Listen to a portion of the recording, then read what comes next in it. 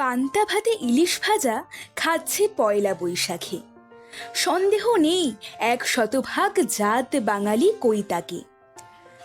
বৈশাখ মাসে নতুন বছর, চড়ক গাজন হালখাতা, দুই পারেতেই এক বাঙালি, ঢাকা থেকে কলকাতা। রসগোল্লা, মন্ডা মিঠাই, লুচি এবং সন্দেশে রুচি যাদের, বুঝবে সঠিক সেই বাঙালি সব দেশে। পাঞ্জাবি আর ধুতির কোঁচা সামলে যারা পথ হাঁটে, নিপাট বাবু ভালো মানুষ দুঃখে সুখে সংকটে।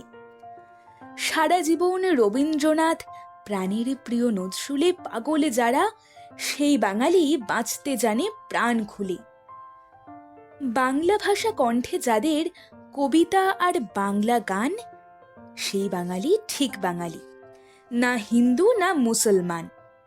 লালন ফকির হাসান রাজা যাদের আপন বুকের ধন, সেই বাঙালি রয় বাঙালি, আসুক যতই বিবর্তন।